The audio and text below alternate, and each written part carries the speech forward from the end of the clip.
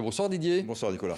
Bon, déception donc pour les deux dernières équipes francophones. Pour la Suisse, ça s'est joué à 3 fois rien au tir au but. Oui, au tir au but. Et les tirs au but contre la France, finalement, leur a fait un peu beaucoup de mal. Pourquoi? Je vous explique. Vous savez que l'adversaire étudie toujours vos points forts avec la vidéo, etc. Et l'Espagne avait travaillé sur ces tirs au but qui étaient tout récents. Les Suisses, parce que c'est compliqué, le savaient et ils ont anticipé là-dessus pour changer leur manière de tirer. Car sensiblement, c'était les mêmes tireurs au départ qui avaient été redoutables contre les Français et qui là sont passés complètement à côté.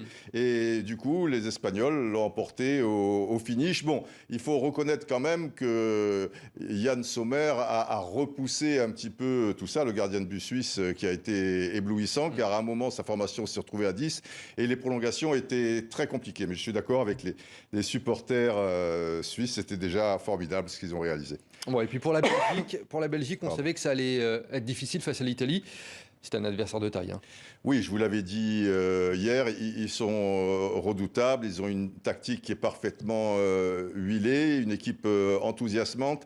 Et la Belgique n'avait pas les armes, entre guillemets, pour s'opposer à cette formation italienne, avec un De Bruyne qui jouait diminué, un Eden Hazard qui était absent, et une équipe un peu trop frileuse, à mon sens. Alors en deuxième mi-temps, ils ont eu la possibilité de revenir à 2 buts partout, mais ça, les Italiens savent faire aussi, c'est culturel chez eux. Quand il s'agit de défendre un résultat, il y a les vieilles choses comme ça qui ressortent, et avec des anciens comme les Chiellini, les Bonucci, un très bon gardien de but, ils ont su conserver leur petit but d'avance. Mais les deux matchs, oui, se sont joués à peu de choses. Mais pour la francophonie, faudra attendre la Coupe du Monde, comme le disent les supportrices belges très sympathiques. On sera là.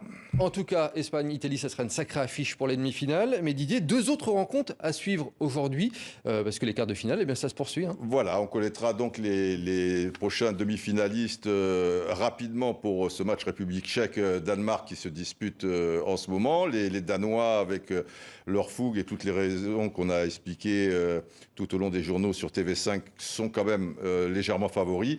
Et l'Angleterre, qui paraît une équipe difficile à jouer, qui a calqué son jeu un peu sur l'équipe de France à l'Euro 2016 et l'Euro 2018, c'est-à-dire que c'est pas très fun, mais c'est très efficace. Là aussi, pour beaucoup de spécialistes, on envisage une finale Angleterre-Italie. Enfin, il faut déjà jouer ces matchs-là et les demi-finales aussi. Et on suivra ça demain. À demain, Didier. Oui, à demain, Nicolas, absolument.